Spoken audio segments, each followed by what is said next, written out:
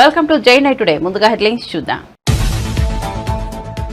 TDP polit bureau సభ్యుడు Varla Ramaiah press meet. ఓడిపోతామన్న విషయం YCP నేతలకు అర్థమైందని వెల్లడి. అమెరికా వెళ్లిన చంద్రబాబు ఎప్పుడొస్తారో తనకు తెలుసని స్పష్టీకరణ. మరి జగన్ లండన్ నుంచి ఎప్పుడొస్తారో వైసీపీ నేతలకు తెలుసా అని ప్రశ్న.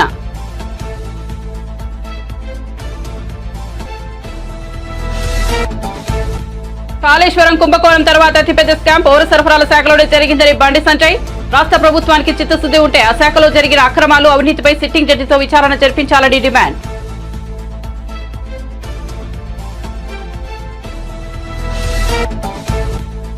విశాఖలో జూన్ 9న మరోసారి సీఎంగా వైఎస్ జగన్ ప్రమాణ స్వీకారం చేస్తారు అన్న మంత్రి బొత్స సత్యనారాయణ.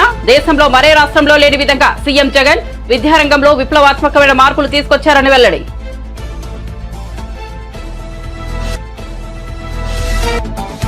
జాబ్ క్యాలెండర్ పేరిట కాంగ్రెస్ పార్టీ నిరుద్యోగులను మోసం చేసింది.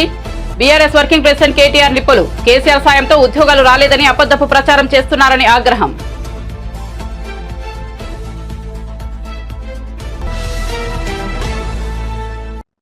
ఇక వార్త వివరాల్లోకి వెళ్తే టీడీపీ పొలిట్ బ్యూరో సభ్యులు వల్లరామయ్య మీడియా సమావేశం నిర్వహించారు. ఈ సందర్భంగా ఆయన మాట్లాడుతూ ఎన్నికల్లో ఓడిపోతున్న విషయం వైసీపీ శ్రేణులకు అర్థమైందని అన్నారు.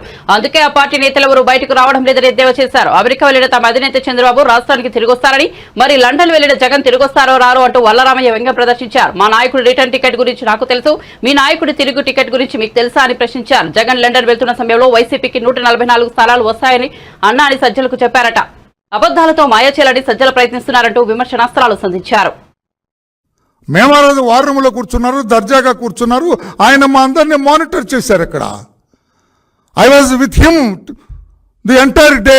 ఉదయం 7 గంటల నుంచి రాత్రి 7:30, 8 గంటలకు ఆయన వెళ్ళిపోయేంత వరకు కూడా ఆయనతో ఉన్నాను. నేను ఏ బటన్ నొక్కటం నేను చూడలేదే. నేను చూడండి మీకు ఎక్కడ కనపడిందే సాక్షి పర్సన్?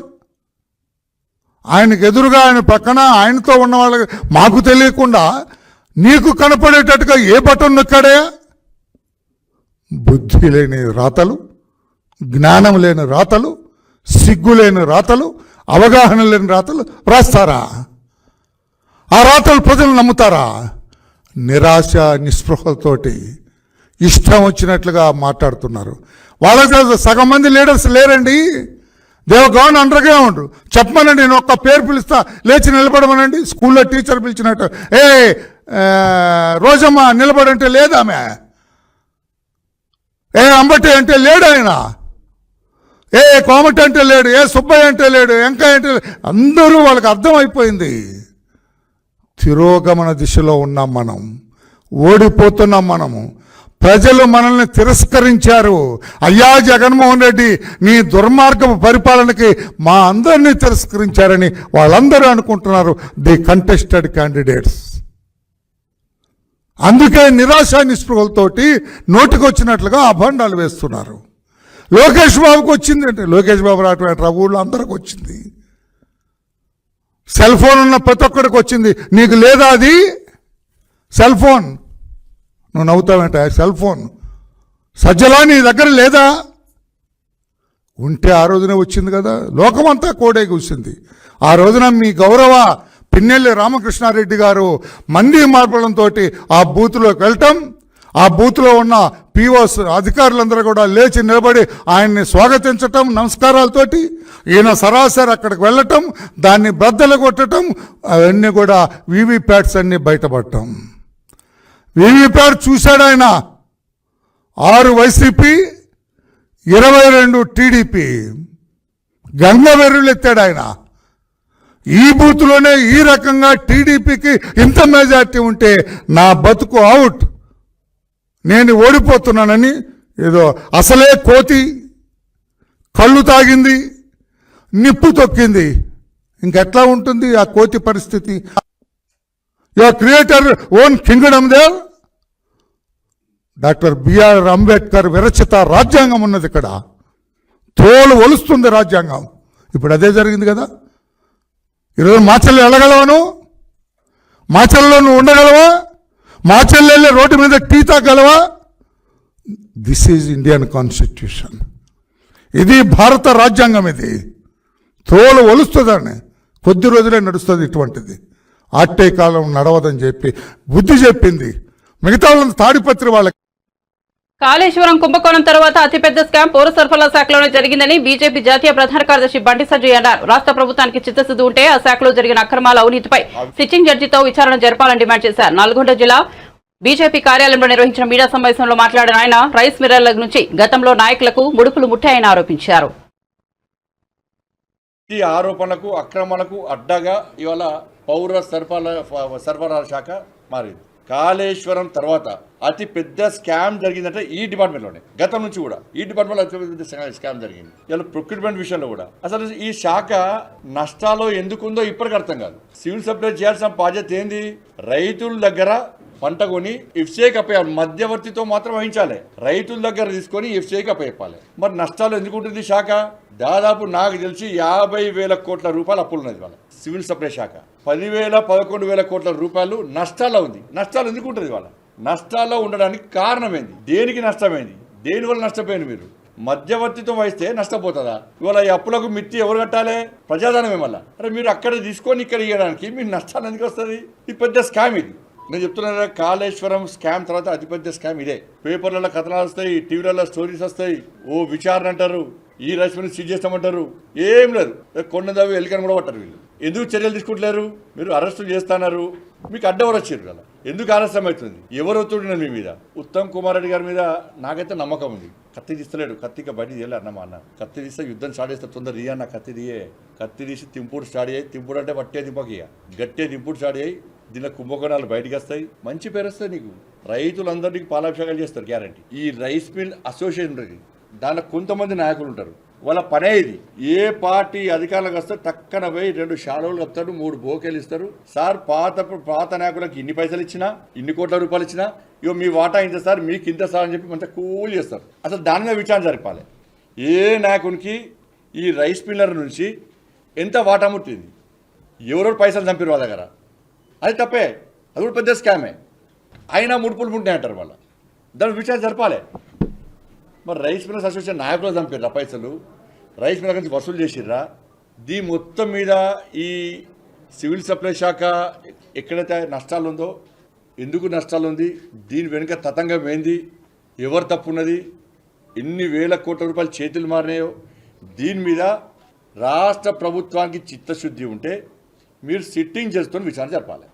ఈ కొనుగోలు వీటి మీద సివిల్ సప్లై శాఖ ఎందుకు నష్టాల్లో ఉంది, బీఆర్ఎస్ పార్టీ ప్రభుత్వ హయాం నుంచి ఇప్పటి వరకు కూడా దాని మీద సిట్టింగ్ చేస్తూ విచారణ జరపాలి. కాకుంటే దానిలో మీరు కూడా దీనిలో లాలుచి పడ్డాడు. ఏపీ అసెంబ్లీ ఎన్నికల్లో వైఎస్ఆర్సీపీ గెలవడం ఖాయమని ఆ పార్టీ సీనియర్ నేత మంత్రి బొత్స సత్యనారాయణ మరోసారి విశ్వాసం వ్యక్తం చేశారు. 175 స్థానాల్లో గెలవబోతున్నామని, జూన్ 9న విశాఖపట్నంలో రెండోసారి సీఎంగా జగన్మోహన్ రెడ్డి ప్రమాణ స్వీకారం చేయబోతున్నారని ఆయన ధీమాగా చెప్పారు. వైఎస్ఆర్ కాంగ్రెస్ పార్టీ గత ఎన్నికల్లో ఇచ్చిన హామీల కంటే ఎక్కువ పథకాలను అమలు చేసిందని ఆయన అన్నారు. మరోసారి విజయనగరం జిల్లాలో 9 సీట్లు గెలవబోతున్నామని జోషం చెప్పారు. ఈ మేరకు విజయనగరంలో శుక్రవారం ఆయన మీడియాతో మాట్లాడారు. గౌరవ ముఖ్యమంత్రిగా మళ్ళీ జగన్మోహన్ రెడ్డి గారు విశాఖపట్నంలో ప్రమాణ స్వీకారం చేస్తారు. సమయం తేదీని కూడా నిర్ణయించాం.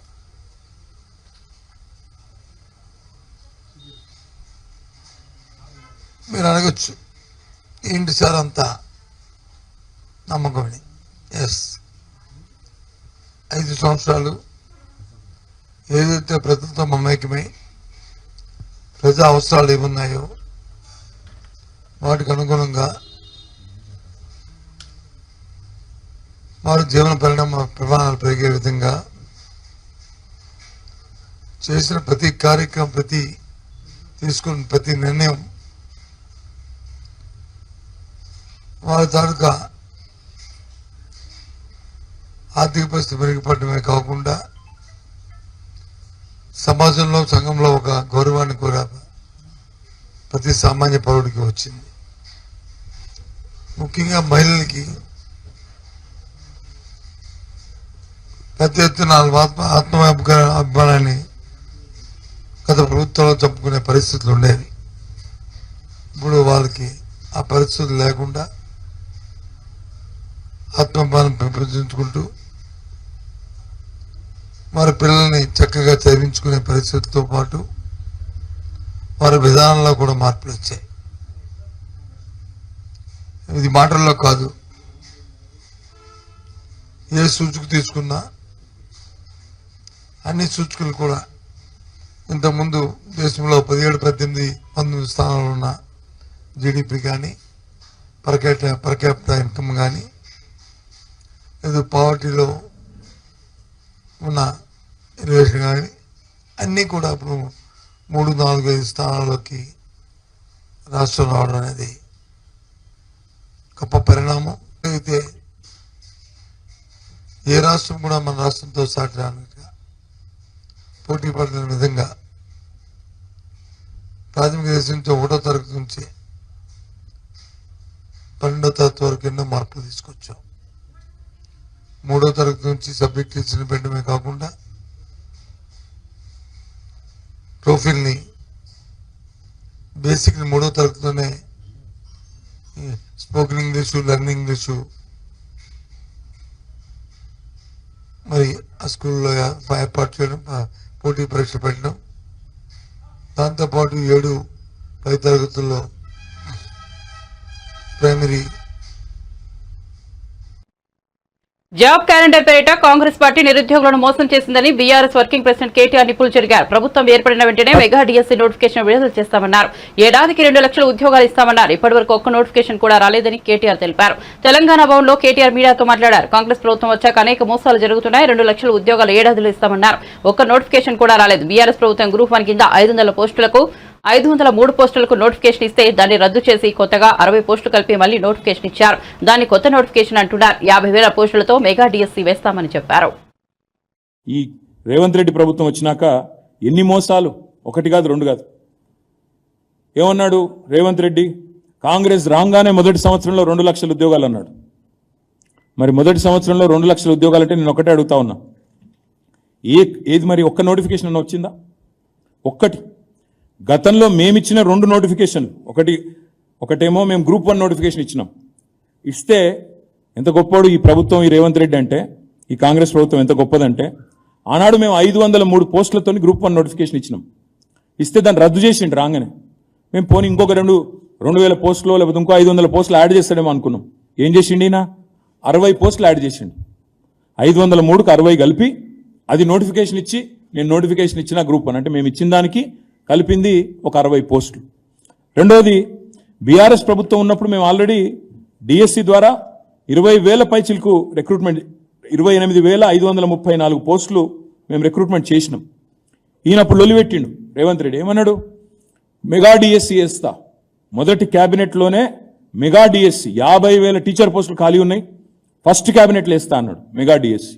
మరి నేను అడుగుతున్నా రేవంత్ రెడ్డిని, కాంగ్రెస్ ప్రభుత్వాన్ని, గ్రాడ్యుయేట్లను ఆలోచించమని కూడా కోరుతా ఉన్నా. బీఆర్ఎస్ ప్రభుత్వం ఉన్నప్పుడు 5,089 పోస్టులతోని డిఎస్సి మేము నోటిఫై చేస్తే దాన్ని నువ్వు వచ్చి రద్దు చేసినావు.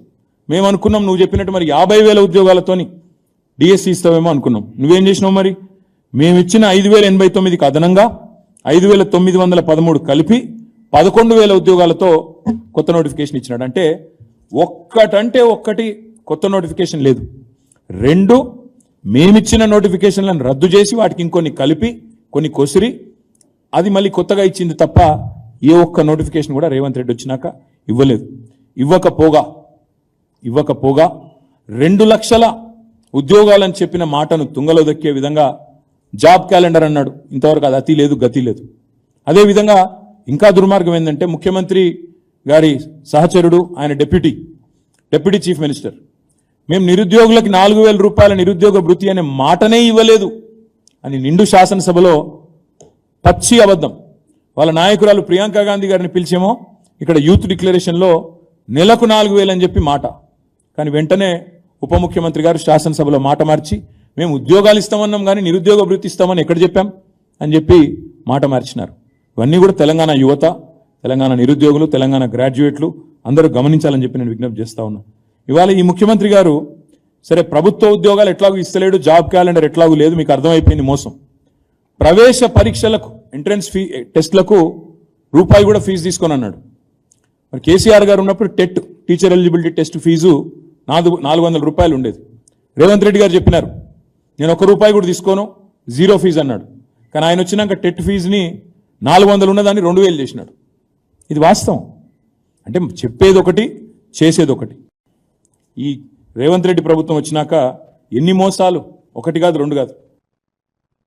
ఎన్నికల్లో డబ్బుల పంపిణీలో జగన్ కు పద్మశ్రీ, పద్మ విభూషణ్ అవార్డులు ఇవ్వొచ్చని కేంద్ర మాజీ మంత్రి చింతామోహన్ విమర్శించారు. కేంద్రంలో మోదీ వ్యతిరేకత ప్రభుత్వం రాబోతోందని జోస్యం చెప్పారు. నెల్లూరులో ఏర్పాటు చేసిన మీడియా సమావేశంలో ఆయన మాట్లాడారు. ఏపీలో జగన్ పాలనలో ప్రజలు విసిగిపోయారని, పోస్టల్ బ్యాలెట్ ఓటింగ్ చూస్తేనే తెలిసిపోతోందని అన్నారు. ఎన్నికల్లో జగన్ 4 నుంచి 5,000 కోట్ల రూపాయలు ఖర్చు పెట్టారని ఆరోపించారు. మోడీ వ్యతిరేక ప్రభుత్వం రాబోతా ఉంది. కారణం మోడీ ఎన్ని చెప్పినా కూడా మోడీకి వ్యతిరేక పవనాలు వీస్తున్నాయి భారతదేశం మొత్తం మీద. ఓకే, ట్రిక్ చేసి మళ్ళీ ఇంకొక 5 సంవత్సరాలు కావాలని ఆయన కోరుకుంటున్నాడు. ఎట్టి పరిస్థితుల్లో కూడా మోడీ రానివ్వం కాంగ్రెస్ ప్రభుత్వాన్ని మరి ఇతర పార్టీలతో కలిపి ఖచ్చితంగా ప్రభుత్వాన్ని ఏర్పాటు చేస్తామని మీకు తెలియజేస్తున్నారు. ఇందులో కూడా మార్పు కోరుకుంటున్నారు ప్రజలు. మరి గత 5 ఏళ్లలో బాగా విసిగిపోయారు, బాగా నలిగిపోయారు. ఎలా ఈ పోస్టల్ బ్యాలెట్ ఇండికేషన్, పోస్టల్ బ్యాలెట్లో ప్రభుత్వ ఉద్యోగస్తులు పోయి వేస్తే 99% వ్యతిరేకంగా పడ్డాయి, జగన్కు వ్యతిరేకంగా పడ్డాయి. ఏంటిది? ఇది ప్రజానాడి, ప్రజా సంకేతం. మరి రేపు రాబోయేటువంటి ఎన్నికల్లో ఆయన దాదాపుగా 4 నుంచి 5,000 కోట్ల రూపాయలు ఖర్చు పెట్టాడు మా ఫ్రెండ్ కుమారుడు జగన్మోహన్ రెడ్డి. 4 నుంచి 5,000 కోట్ల రూపాయలు. ఒక్క గూడూరు రిజర్వ్డ్ స్థానంలో 45 కోట్ల రూపాయలు పంపించాడు. ఒక లాడ్జిలో పెట్టి, కొత్తగా కట్టినటువంటి SRM లాడ్జిలో పెట్టి పోలీసుల చేత పంపిణీ చేయించాడు.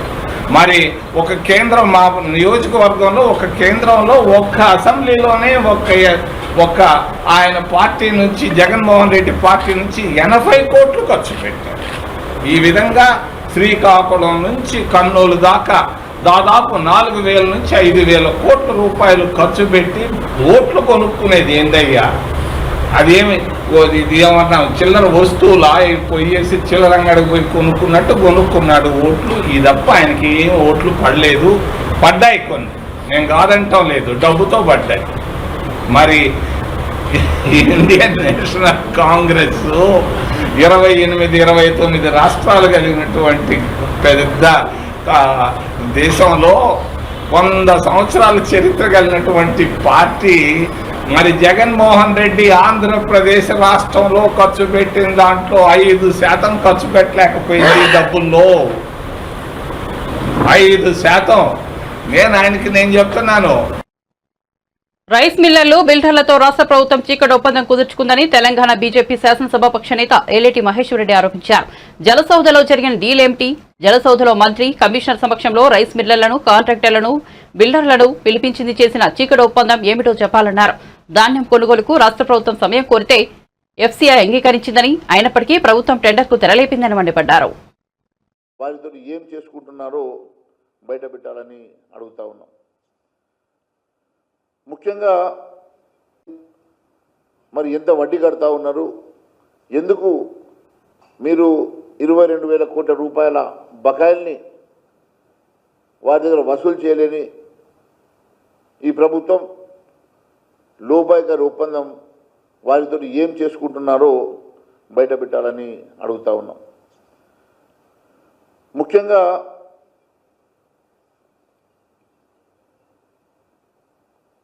మొన్న జనవరి 25వ తారీఖు రోజు నేను మొన్న బయటపెట్టినట్లు జనవరి 25వ తారీఖు రోజు మీరు ఒక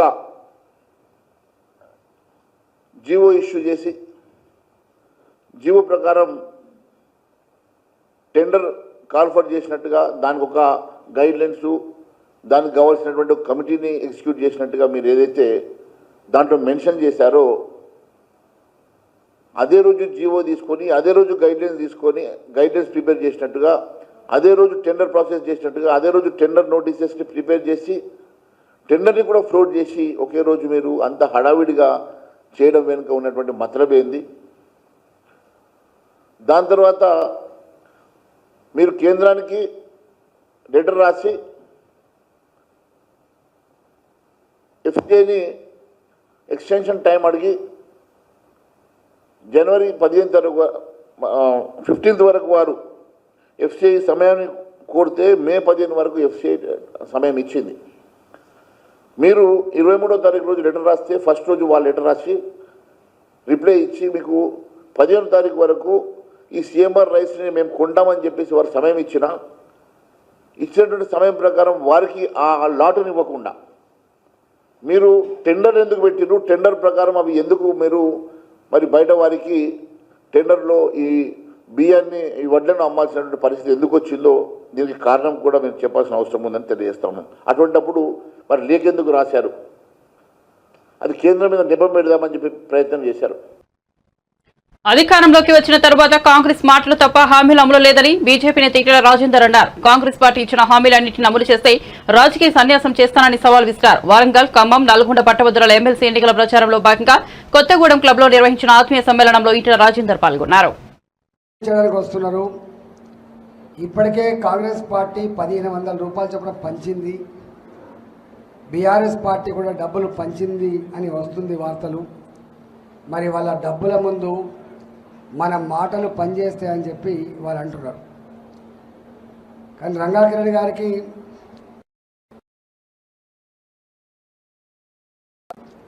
రెండు 2006లో ఆనాడు తుపాకీ తూటా పేలితే ఇలా కొత్తగూడెంలో రక్తం చెందిన ఆనవాళ్ళు ఇంకా మర్చిపోలేదు ఖమ్మం ప్రజలు కూడా మనస్ఫూర్తిగా తెలంగాణ కోరుతున్నారని చెప్పి ఆనాడు మేము చెప్పినాం. పెద్ద సభ జరిగింది ఇదే ఖమ్మంలో, పెద్ద సభ జరిగింది. అందువల్ల ఇవాళ డబ్బు ఎప్పుడు ఆత్మగౌరవాన్ని కొనే ప్రయత్నం చేస్తుంది, ధర్మాన్ని ఓడించే ప్రయత్నం చేస్తుంది, కానీ ఎప్పుడు సంపూర్ణంగా విజయం సాధించలేదు.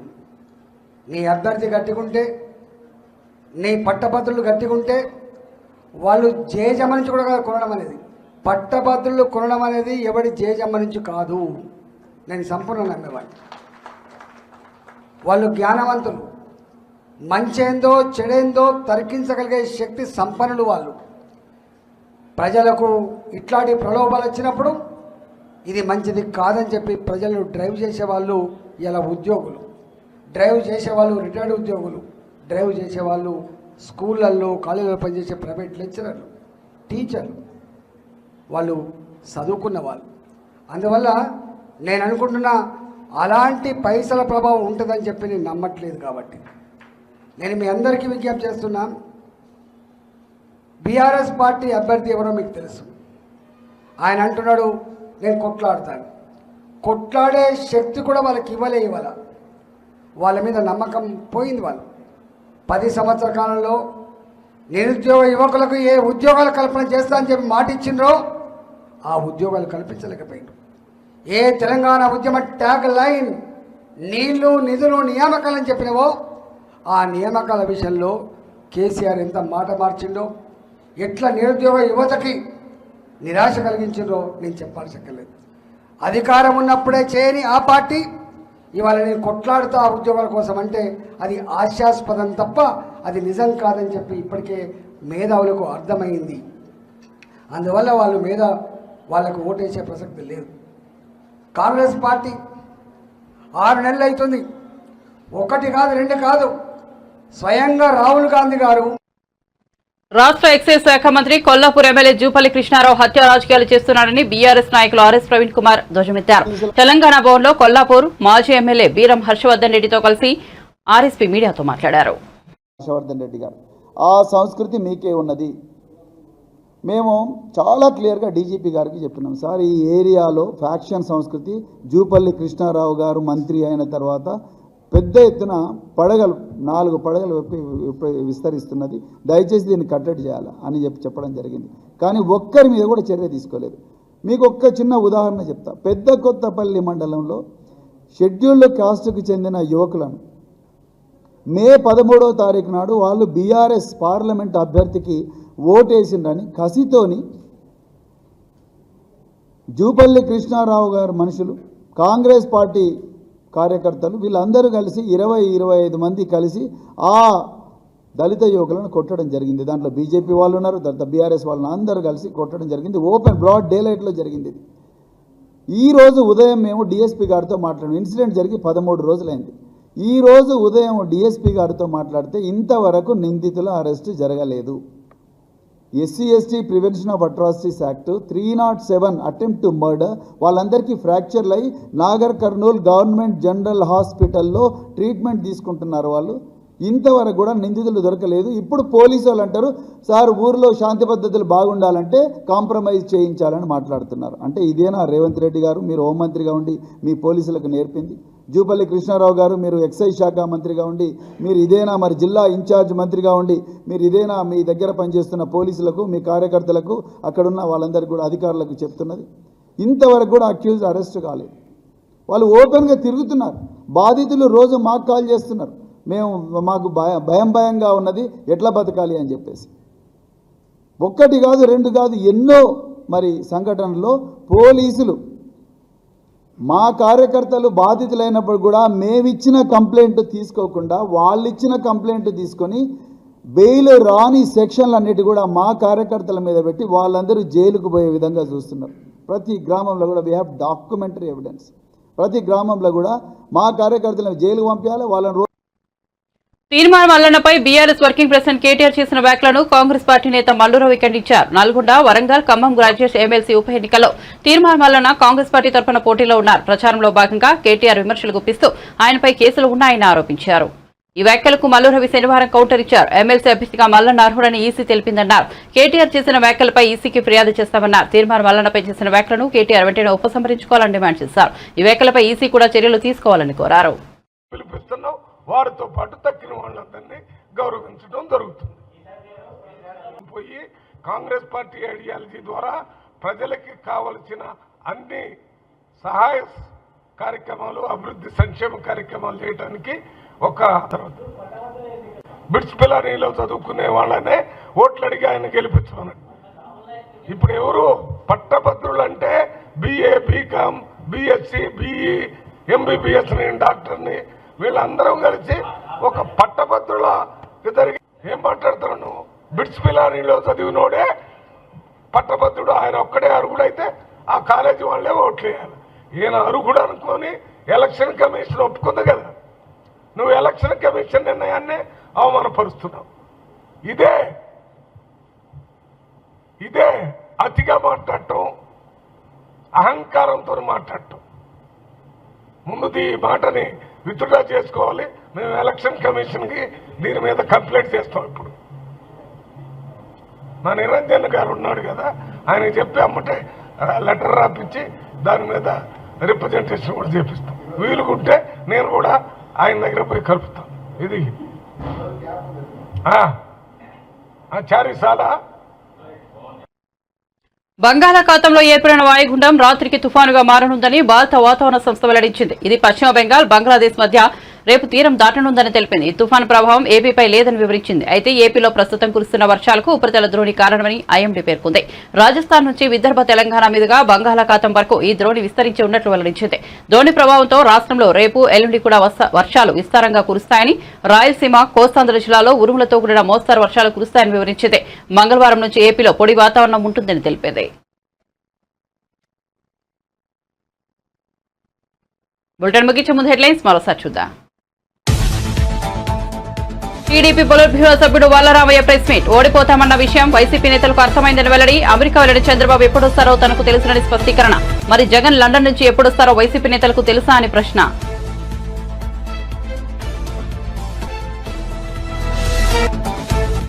కాళేశ్వరం కుంభకోణం తర్వాత అతిపెద్ద స్కామ్ పౌర సరఫరాల శాఖలోనే జరిగిందన్న బండి సంజయ్.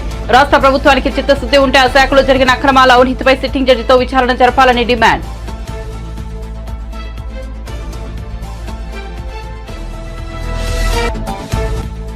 విశాఖలో జూన్ 9న మరోసారి సీఎంగా వైఎస్ జగన్ ప్రమాణ స్వీకారం చేస్తారన్న మంత్రి బొత్స సత్యనారాయణ. దేశంలో మరే ఇతర రాష్ట్రంలో లేని విధంగా సీఎం వైఎస్ జగన్ విద్యారంగంలో విప్లవాత్మకమైన మార్పులు తీసుకొచ్చారని వెల్లడి.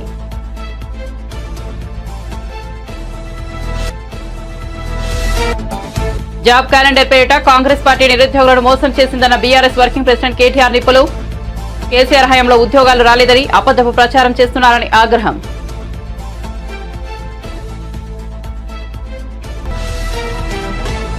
మరిన్ని అప్డేట్స్ కోసం చూస్తూనే ఉండండి జై9 టుడే.